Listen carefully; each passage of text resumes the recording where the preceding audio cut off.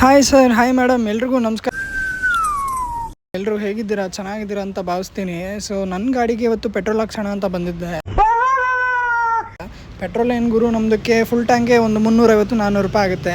So ಇರಲಿ ಬಿಡು, ನನ್ನ ಗಾಡಿಗೆ ಫುಲ್ ಟ್ಯಾಂಕೆ ಹಾಕೋಣ, ನನ್ನ ಹತ್ರ ಬೇಜಾನ್ ಕಾಸು ಐತೆ ಅಂತ ಹಾಕ್ಸ್ಬಿಟ್ಟೆ. ಬಟ್ ಅದು ಯಾವಾಗ 200 ಮೈಲ್ ದಾಟಕ್ಕೆ ಸ್ಟಾರ್ಟ್ ಆಯಿತು, ನನಗೆ ಒಳಗಡೆ ಪಕ್ಕ ಅಂತ ಇತ್ತು.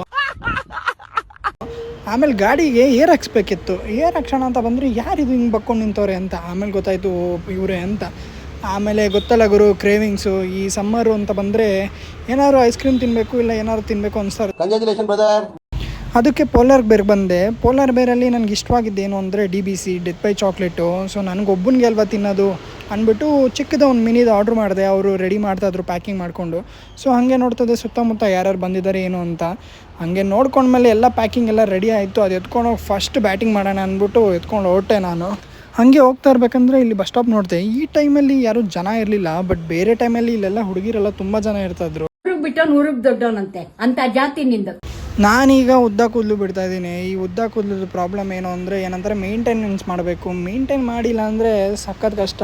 ಡ್ಯಾಂಡ್ರಫು ಅದು ಇದು ಅನ್ನೋ ಪ್ರಾಬ್ಲಮ್ ಬರುತ್ತೆ. ಇದೆಲ್ಲ ಅಂದಮೇಲೆ ಸಂಜೆ ಹುಡುಗರು ಕರೆದ್ರು ಬ್ಯಾಡ್ಮಿಂಟನ್ ಆಡೋಣ ಅಂತ. ಹೋದೆ ಬ್ಯಾಡ್ಮಿಂಟನ್ ಆಡ್ಕೊಳಕ್ಕೆ.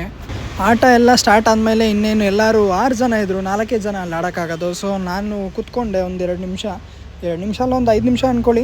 ಅಷ್ಟೊತ್ತಲ್ಲಿ ಇವರು ಹೋದರು ಫ್ರೆಂಡ್ಸು. ನಾನು ಆಡಬೇಕು ಅಂತ ಫುಲ್ ಜಗಳ. ಏನು ಪೈಪೋಟಿ ಮೇಲೆ ಪೈಪೋಟಿ, ಇನ್ನೇನು ಹೊಡೆದಾಡೋದು ಒಂದು ಬಾಕಿ.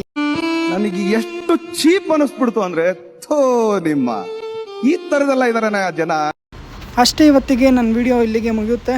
ಮತ್ತೆ ಸಿಗೋಣ ನೆಕ್ಸ್ಟ್ ವಿಡಿಯೋದಲ್ಲಿ. Until then see you, bye.